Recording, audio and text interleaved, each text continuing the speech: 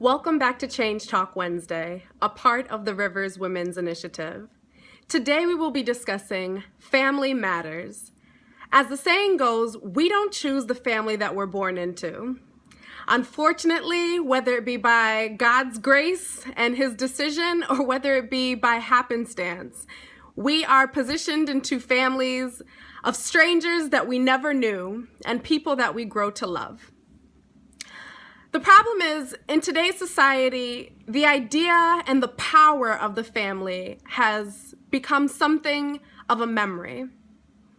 Families, when God originally instituted them, was intended to be a structure, a fortress in which the morals and the very values of a generation is passed down to another. The success of one generation is passed to the next, and we are warned not to replicate the past failures into our future. But in the 21st century, the value of families have been lost, and the structure decomposed as fathers become absent in their households. Mothers become angry in their raising of their children, and children begin to rule their house. Well, let's look what the Bible has to say about this. In Isaiah chapter 58, verse 12, the scripture reads, "Those from among you shall build the old waste places. You shall raise up the foundation of many generations, and you shall be called the repairer of the breach, the restorer of streets to dwell in." What is the scripture saying to us? It's saying that the truth of the matter is none of us was born into a perfect family. All of us have heartache in our family. All of us have that one uncle. All of us have gone through situations in our family that have really wrecked us sometimes, really shaped us on other times. But it is important for us to recognize that the nucleus of our society is the family.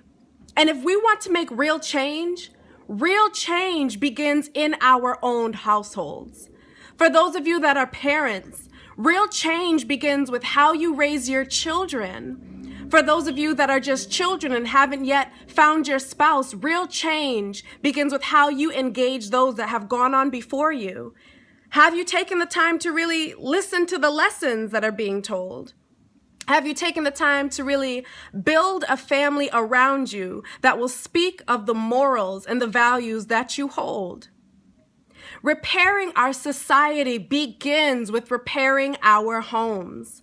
If you want to support women and really fix some of the issues that we're seeing in our society concerning domestic violence, human trafficking, and sexual violence, then it begins with supporting our mothers.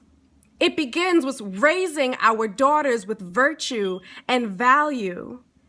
If the issue is that there's too many absent fathers in the homes, then it begins with raising our sons.